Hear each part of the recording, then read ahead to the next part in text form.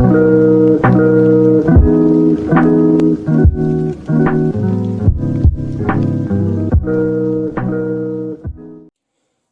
વિદ્યાર્થી મિત્રો, આજનો આપણો ટોપિક છે 1.11 વિદ્યુત ડાયપોલ. 1.10 જે છે ગાઉસનો નિયમ એ અત્યારે આપણે અથવા તો વિદ્યુત ફ્લક્સ છે એ આપણે અત્યારે બાકી રાખ્યો છે. આ 1.11 ફિનિશ થાય પછી આપણે વિદ્યુત ફ્લક્સ વિશે ચર્ચા કરીશું. તો અત્યારે આપણે શરૂઆત કરી રહ્યા છે વિદ્યુત ડાયપોલ. તો શબ્દ જ આપણને કંઈક કહે છે, વિદ્યુત જ ખરું પણ બાજુમાં એક શબ્દ આવે છે ડાયપોલ. હવે આ ડાયપોલ શબ્દને જ્યારે આપણે છૂટો પાડીએ છીએ તો બે જુદા જુદા શબ્દો તમને મળે છે. એક મળે છે ડાય અને બીજો મળે છે પોલ. ડાય આપણને ખબર છે કે ડાય એટલે કેટલા નંબર થાય છે? 2. અને પોલ, પોલનો મતલબ થાય છે ધ્રુવ. આપણે કઈ ડાયપોલની વાત કરી રહ્યા છે? વિદ્યુત ડાયપોલની. તો અહીંયા આપણી પાસે ધ્રુવ પણ ધ્રુવ તરીકે કોણ હશે? વિદ્યુત ધ્રુવ આપણી પાસે હશે. તો આ બે ધ્રુવ એટલે કે આપણે એક એવી રચના લેવાની છે કે જે બે વિદ્યુત ભાર ધરાવતી હોય. હવે ધ્રુવ બંને વિરુદ્ધ પ્રકારના હોય એટલે બે જે વિદ્યુત ભાર આપણે લેવાના છે બંને વિદ્યુત ભારના મૂલ્યો એક સરખા જોઈએ, પરંતુ બંને વિજાતીય આપણે લેવાના છે. તો સૌપ્રથમ આપણે એની વ્યાખ્યા લખીએ. વિદ્યુત ડાયપોલની વ્યાખ્યા કંઈક આ પ્રમાણે છે કે એકબીજાથી પરિમિત અંતરે રહેલ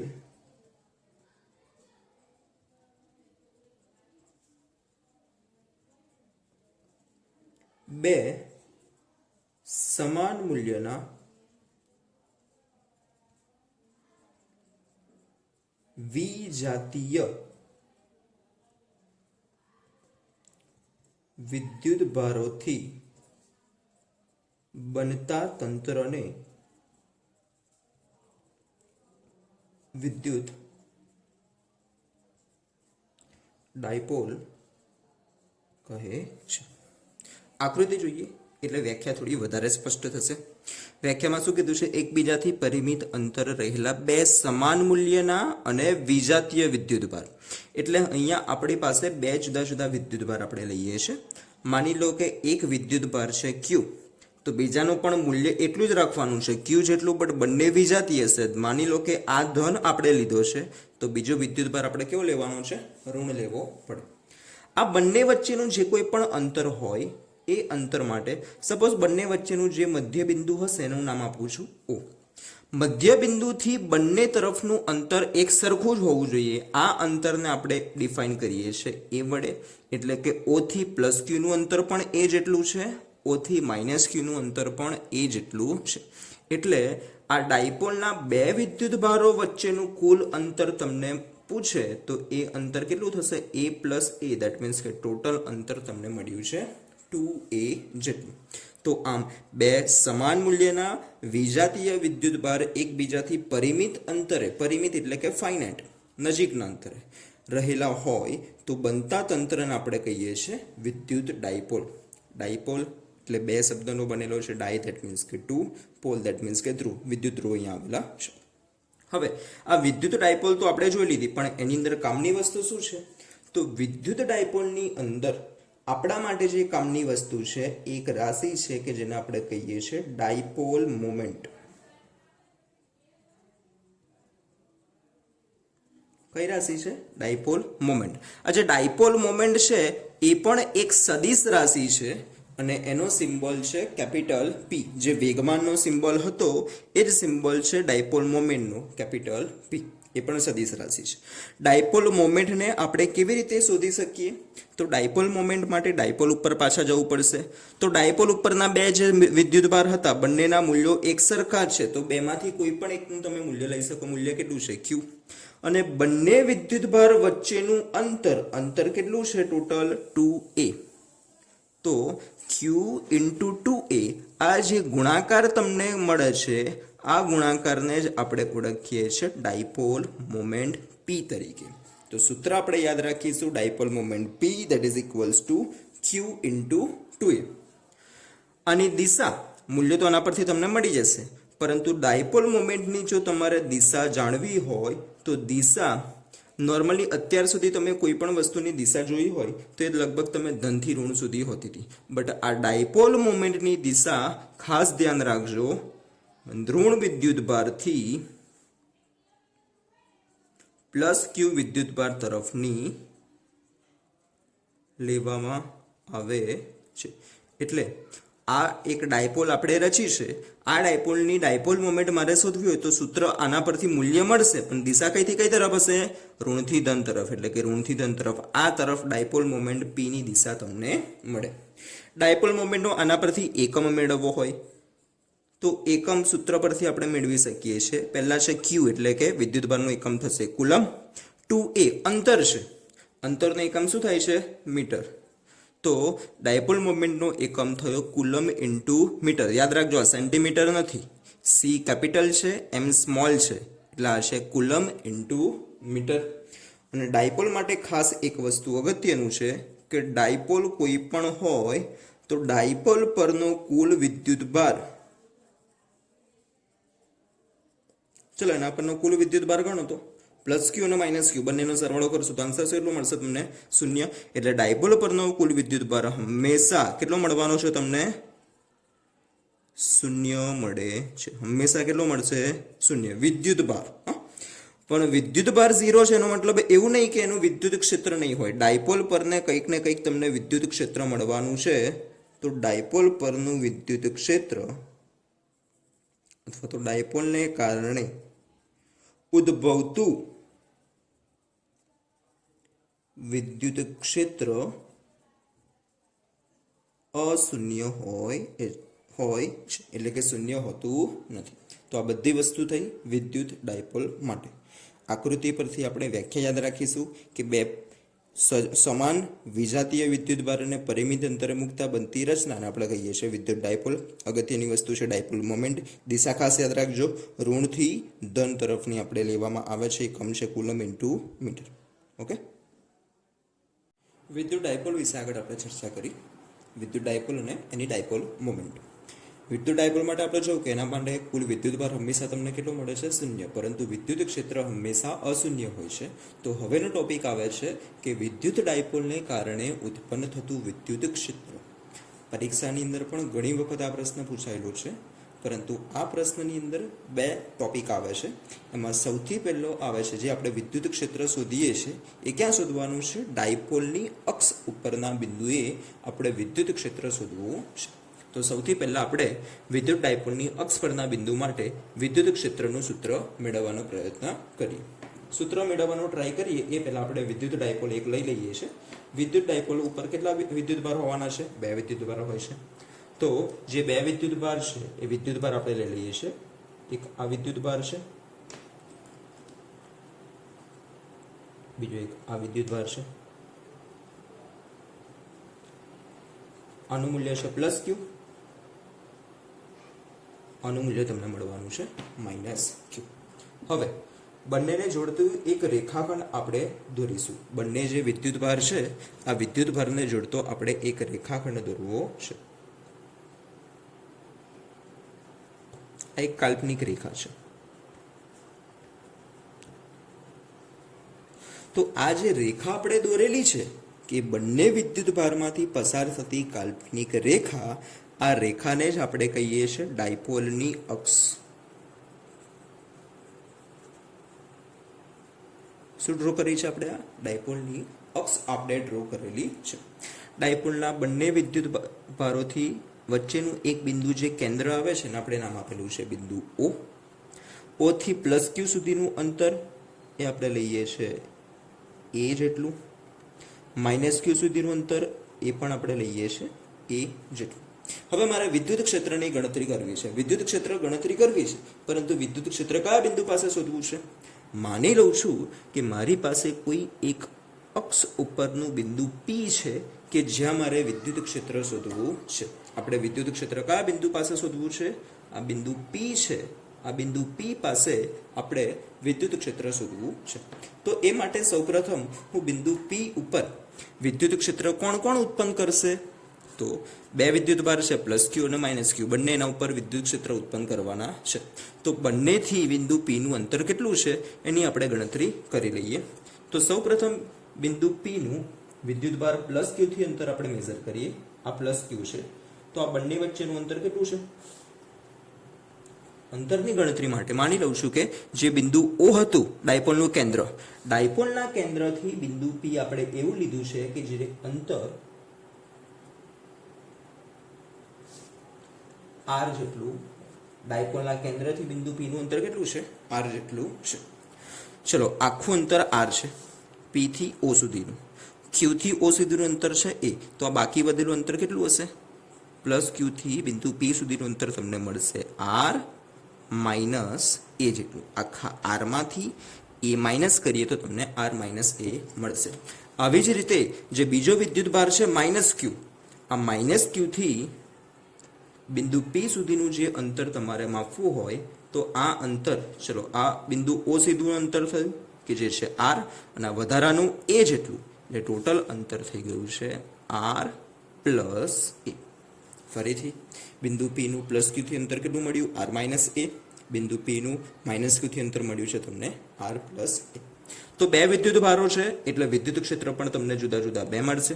પહેલા બંનેને આપણે જુદા જુદા શોધી લઈએ અને પછી છેલ્લે આપણે બંનેનો સરવાળો કરીશું. સૌ પ્રથમ વિદ્યુત ભાર માઇનસ Q ને કારણે ઉદ્ભવતું વિદ્યુત ક્ષેત્ર, આપણે બિંદુ P પાસેની વાત કરીશું. માઇનસ Q પાસે ઉદ્ભવતું વિદ્યુત ક્ષેત્ર, એને આપણે સિમ્બોલ આપીએ છીએ E minus, that is equals to, ચલો વિદ્યુત ક્ષેત્રનું સિમ્બોલ સૂત્ર શું છે? ગઈકાલે આપણે મેળવેલું છે કે Q upon r square. Value અહીંયા લખીએ કે એની જગ્યાએ આપણે લખીએ છીએ, તમારે બુકમાં આપેલું છે 1/4πε0. તો આપણે એ ટાઈપથી ડિરાઈવ કરીએ છીએ 1/4πε0. વિદ્યુતભાર છે માઇનસ Q, ડિવાઈડ બાય અંતર છે ત્યાં માઇનસ Q થી અંતર કેટલું છે? r પ્લસ a જેટલું, તો r plus a whole square, અને એની દિશાનો એકમ સદિશ જે કોઈ પણ હશે એને આપણે આપીએ છીએ નામ p કે, અને આપી દો સમીકરણ નંબર 1. અને આ કઈ દિશામાં હશે? E માઇનસ છે, માઇનસ Q થી બિંદુ P પાસે. ચલો, વિદ્યુત ક્ષેત્ર ઋણ વિદ્યુતભારને કારણે ક્યાં હોય? અંદરની તરફ. એટલે જે માઇનસ Q ને કારણે ઉત્પન્ન થતું વિદ્યુત ક્ષેત્ર છે એ તમને અંદરની તરફ જતું, દેટ મીન્સ કે અહીંથી જુઓ તો તમને આ તરફ મળશે. એટલે અહીંયા આપણે એક દિશા લીધી છે E માઇનસ. આવી જ રીતે જે બીજો વિદ્યુતભાર છે અહીંયા દિશા લખી લઉં છું, પ્લસ Q થી માઇનસ Q તરફ. બીજો જે વિદ્યુતભાર છે પ્લસ Q, આ પ્લસ Q ને કારણે ઉદ્ભવતું વિદ્યુત ક્ષેત્ર એને આપણે E પ્લસ વડે ઇન્ડિકેટ કરીએ તો E પ્લસ બરાબર K, અથવા તો 1/4πε0 Q ડિવાઈડ બાય અંતર. કેટલું છે અંતર? r માઇનસ a છે, તો r minus a whole square. ત્યાં આવશે p કેપ. સમીકરણ નંબર 2. ચલો, આ ધન વિદ્યુતભાર છે, તો ધન વિદ્યુતભારને કારણે વિદ્યુત ક્ષેત્ર કઈ તરફ હોય? ત્યાં તો બહારની તરફ નીકળે, એટલે કે જે E પ્લસ છે એ આ તરફ મળવાનું છે. ઓકે, તો બંનેની દિશા તમને અહીંયા મળી ચૂકેલી છે. હવે બંનેનો આપણે શું કરીશું? સરવાળો કરીએ છીએ. માટે બિંદુ P પાસે પરિણામી વિદ્યુત ક્ષેત્ર, ટોટલ ઇલેક્ટ્રિક ફિલ્ડ આપણે ફાઇન્ડ કરવું છે. E that is equals to થશે બંનેનો સરવાળો E plus plus E minus.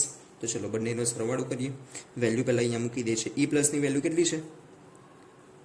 1/4πε0 Q divide by r minus a whole square, જોડે છે p કેપ. બીજાનું મૂલ્ય આગળ નેગેટિવ છે એટલે માઇનસ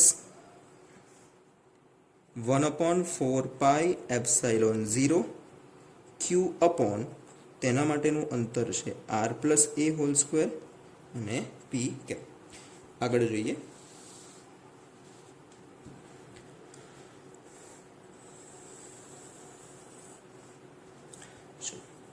બિંદુ P પાસેનું પરિણામી વિદ્યુત ક્ષેત્ર E. બંનેમાંથી કોમન નીકળશે, અંશમાંથી Q છેદમાં 4πε0 અને p કેપ. તો બ્રેકેટમાં વધ્યું છે 1 અપોન આમાંથી માત્ર r minus a whole square વધ્યો છે, વચ્ચે છે માઇનસ અને બાજુમાંથી 1 upon r plus a whole square, આટલું અંદર બાકી રહ્યું છે. આ તો હવે સિમ્પ્લિફિકેશન છે, ચોકડી ગુણાકાર કરી દો. q upon 4 pi epsilon 0 p cap બ્રેકેટની અંદર આનો ગુણાકાર અહીંયા એક સાથે કરીશું તો r plus a whole square minus r minus a whole square. છેદની અંદર શું થવાનું છે? આ a માઇનસ b છે, આ a પ્લસ b છે, તો a minus b a plus b નું વિસ્તરણ સૂત્ર છે a square minus b square, that means કે r square minus a square, અને બંનેનો શું છે? સ્ક્વેર. આગળ જોઈએ. q upon 4 pi epsilon 0 p cap બ્રેકેટમાં આ કૌંસનું વિસ્તરણ કરી દઈએ. a plus b whole square પ્રમાણે સાદુરૂપ એનું થશે a સ્ક્વેર પ્લસ 2ab એટલે કે 2ra plus a square. Minus છે એટલે બધાની સાઇન ચેન્જ થશે. બ્રેકેટમાં લખીએ છીએ r સ્ક્વેર માઇનસ છે એટલે minus 2ra plus a square, છેદમાં તો as it is r square minus a square whole square. q upon 4 pi epsilon 0 p cap. ચલો આ plus r square minus r square એટલે થઈ જશે કેન્સલ. પ્લસ a સ્ક્વેર અંદર છે, plus બહાર આવશે તો માઇનસ થશે એટલે plus a square minus a square cancel. બાકી શું વધ્યું? 2ra minus minus plus 2ra એટલે અંશમાં બાકી વધ્યું છે 4ra ડિવાઈડ બાય છે r square minus a square whole square. આમાંથી થોડી આપણે વ્યવસ્થિત ગોઠવણી કરીએ. અહીંયા q છે, 4ra છે, આમાંથી 2 અને a હું બહાર લઉં છું એટલે q જોડે લખું છું 2a. બાકી અહીંયા શું રહ્યું? 2 બાકી રહ્યો અને r બાકી રહ્યો. બાજુમાં છે p કેપ, છેદમાં છે 4 pi epsilon 0 r square minus a square whole square. હવે આ શું છે? આ તો આપણે ઓળખીએ છીએ, આજે જ આપણે જોયું q ઇન્ટુ 2a વિદ્યુતભાર ગુણ્યા બંને વચ્ચેનું અંતર કે જેને આપણે કહીએ છીએ ડાયપોલ મોમેન્ટ p. તો આની જગ્યાએ આપણે લખી શકીએ છીએ ડાયપોલ મોમેન્ટ p. 2r છે એટલે 2pr upon 4 pi epsilon 0 r square minus a square whole square, અને એની દિશાનો એકમ સદિશ p. તો આ ફાઇનલી બિંદુ p પાસેનું વિદ્યુત ક્ષેત્ર તમને મળ્યું છે. એટલે જ્યારે પણ બિંદુ p જ્યારે અક્ષ ઉપર હોય તો આ બિંદુ આ વિદ્યુત ક્ષેત્રનું સૂત્ર પરથી તમે મૂલ્ય એનું શોધી શકો છો.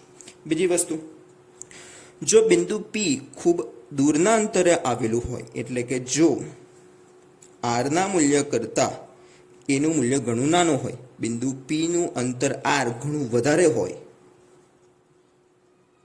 તો r square minus a square આની કિંમત ઓલમોસ્ટ તમને કેટલી મળવાની છે? r સ્ક્વેર જેટલી જ મળે. તો એ કિસ્સામાં બિંદુ p પાસેનું વિદ્યુત ક્ષેત્ર થશે 2pr divide by 4 pi epsilon 0 r square minus a સ્ક્વેરનો આન્સર આવ્યો r સ્ક્વેર અને એનો પણ સ્ક્વેર છે એટલે r raise to 4 into p cap. એક એક r કેન્સલ થશે તો બિંદુ p પાસેનું પરિણામી વિદ્યુત ક્ષેત્ર મળ્યું 2p upon 4 pi epsilon 0 into p cap. તો જ્યારે બિંદુ p ખૂબ દૂરના અંતરે આવેલું હોય તો તમે આ સૂત્રની મદદથી વિદ્યુત ક્ષેત્ર શોધી શકો છો, જે છે 2p divide by 4 pi epsilon 0 into p cap, કે જ્યાં p એટલે છે ડાયપોલ મોમેન્ટ અને આ p કેપ એટલે છે એની દિશાનો એકમ સદિશ. તો આ થયું ડાયપોલની અક્ષ પરના બિંદુએ વિદ્યુત ક્ષેત્ર. તો ડાયપોલની અક્ષ પરના બિંદુએ વિદ્યુત ક્ષેત્ર શોધ્યા બાદ આગળનો બીજો ટોપિક છે કે ડાયપોલના વિષુવરેખીય સમતલમાં આવેલા કોઈ બિંદુ પાસેનું વિદ્યુત ક્ષેત્ર શોધવું. જેના માટેની સૌથી પહેલાં તો આકૃતિ કરતાં પહેલાં સમતલ જે વિષુવરેખીય છે, આ વિષુવરેખા કોને કહેવાય એની સમજણ આપું. આગળની જે આકૃતિ હતી એ આકૃતિની અંદર જે ડાયપોલને જોડતી બંને વિદ્યુતભારોને જોડતી જે અક્ષ હતી, આ અક્ષને આપણે નામ આપેલું છે ડાયપોલની અક્ષ. આ ડાયપોલની અક્ષને ડાયપોલના મધ્ય બિંદુમાંથી પસાર થતી અને ડાયપોલ જે વિદ્યુત ડાયપોલ છે એનો લંબ દ્વિભાજક, એટલે કે આ જો અહીંયા આપણે એક આ લાઈન ડ્રો કરીએ તો આ જે ગ્રીન કલરની લાઈન આપણે ડ્રો કરેલી છે એ શું થશે, ડાયપોલની વિષુવ રેખા થવાની છે. તો આ બિંદુ પર આપણે કોઈ બિંદુ લઈશું અને એના પાસે વિદ્યુત ક્ષેત્ર શોધવાની ચર્ચા કરીશું. આકૃતિ દોરું છું, તમે ત્યાં સુધી બુકમાંથી જોઈને આકૃતિ દોરી શકો છો. તો આકૃતિમાં એવું છે કે સૌપ્રથમ આપણે બે વિદ્યુતભાર લઈએ છીએ, એક છે પ્લસ ક્યુ, બીજું છે માઇનસ ક્યુ. બે વિદ્યુતભાર લીધા બાદ બંને વિદ્યુતભારને લંબ દ્વિભાજક હોય તેવું આપણે એક સમતલ વિચારેલું છે. સમતલ આપણે અત્યારે દોર્યું છે, આમ પણ વિચારીશું કેવી રીતે. માની લો કે આ ફૂલપટ્ટી છે, અત્યારે સ્કેલ, આ બંનેથી એક સરખા અંતરે આવેલું કોઈ એક સમતલ છે. તો આવું સમતલ આપણે અહીંયા ડ્રો કરેલું છે. સમતલ દોર્યા બાદ સમતલનું કોઈ એક આપણે બિંદુ પી એવું સિલેક્ટ કરીએ છીએ કે બિંદુ પીનું ડાયપોલનું જે ઉગમ બિંદુ છે મધ્ય કેન્દ્ર, એનાથી અંતર કેટલું છે, સપોઝ આર જેટલું અંતર છે. બિંદુ ક્યુનું ઓથી અંતર આપણને ખબર હશે કેટલું છે, અંતર એ જેટલું છે. હવે પ્લસ ક્યુ અને માઇનસ ક્યુને કારણે બિંદુ પી પાસે ઉત્પન્ન થતું વિદ્યુત ક્ષેત્રની દિશા આપણે આકૃતિમાં દોરીશું. તો આકૃતિમાં દર્શાવ્યા મુજબ જે પ્લસ ક્યુ વિદ્યુતભાર છે એને કારણે વિદ્યુત ક્ષેત્ર રેખા બહારની તરફ મળે છે, એટલે બિંદુ પી પાસેની વિદ્યુત ક્ષેત્રની દિશા તમને કંઈક આ દિશામાં મળશે. માઇનસ ક્યુ છે એ પોતે ઋણ વિદ્યુતભાર છે, એટલે ત્યાં વિદ્યુત ક્ષેત્ર રેખા અંદર પ્રવેશે છે, તો એની કારણે ઉત્પન્ન થતું વિદ્યુત ક્ષેત્ર આ દિશામાં મળશે. તો આ જે બે તમને મળ્યા છે આ બંનેનું પરિણામી વિદ્યુત ક્ષેત્ર શોધવા માટે આપણે અહીંયા એક સમાંતર બાજુ ચતુષ્કોણ પૂર્ણ કરીશું કે જેની મદદથી તમને પરિણામી ચુંબકીય ક્ષેત્ર મળશે. તો આમાં આકૃતિમાં દર્શાવ્યા મુજબ એક સમાંતર બાજુ ચતુષ્કોણ પૂર્ણ કરતા આ જે વિકર્ણ છે જે તમને બંને વિદ્યુત ક્ષેત્રની પરિણામી વિદ્યુત ક્ષેત્ર મળવાનું છે. આકૃતિ દોરી દીધી છે, હવે આપણે સૂત્ર મેળવીશું. તો હવે આકૃતિ પરથી વિદ્યુત ક્ષેત્રનું મૂલ્ય મેળવવા માટે સૌપ્રથમ જે આપણે પ્લસ ક્યુ વિદ્યુતભાર છે આ પ્લસ ક્યુ વિદ્યુતભારને કારણે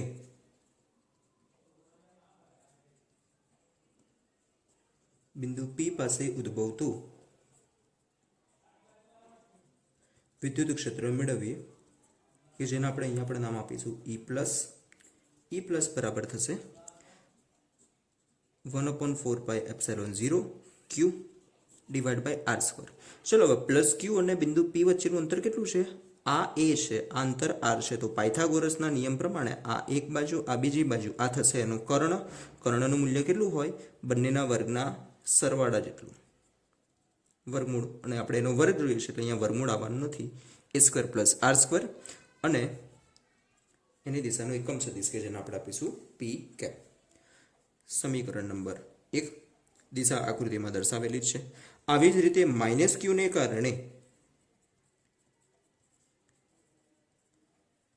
બિંદુ પી પાસે ઉદ્ભવતું વિદ્યુત ક્ષેત્ર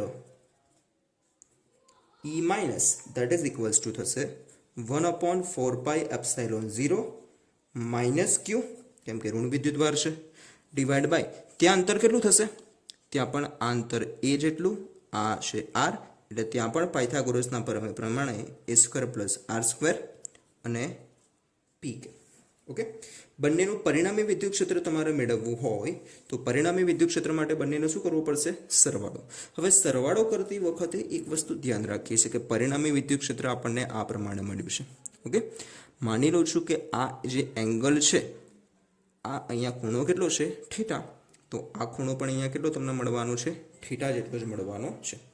એટલે જે આ બે ઈ પ્લસ અને ઈ માઇનસ વિદ્યુત ક્ષેત્રો છે એ સાઈડ ઉપર આપણે બીજી એક આકૃતિ દ્વારા સમજીએ. એક આ વિદ્યુત ક્ષેત્ર છે ઈ પ્લસ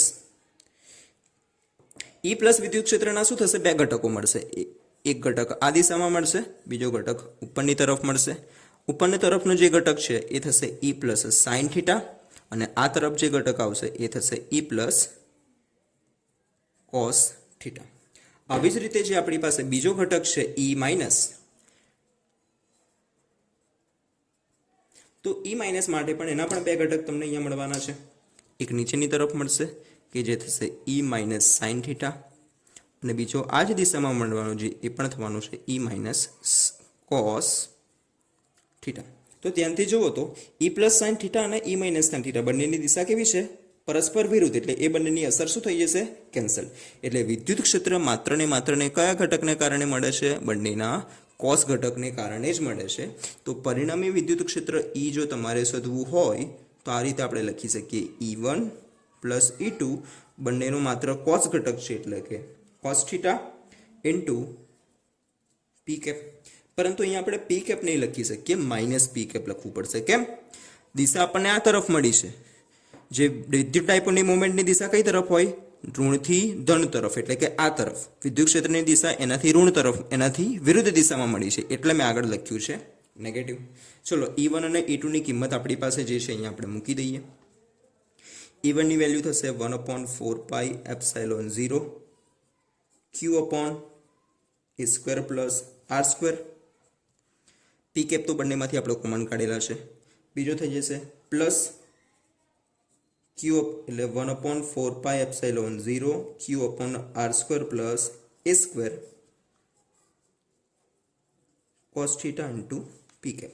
ચલો બંનેમાં બધું સરખું જ છે એટલે અંશમાં q પ્લસ q થઈ જશે 2q divide by 4πε0 r square plus a square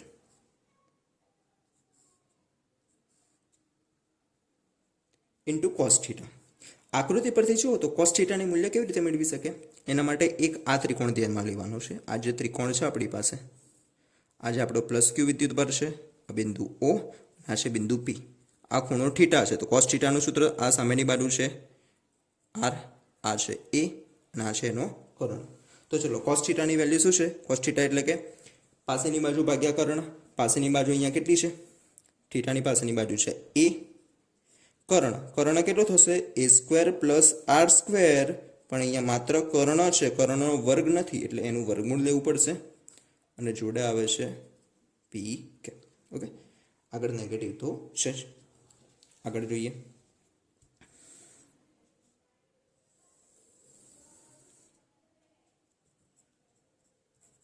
પરિણામી વિદ્યુત ક્ષેત્ર E that is equals to ઉપરનો ગુણાકાર કરે 2q ઇન્ટુ a,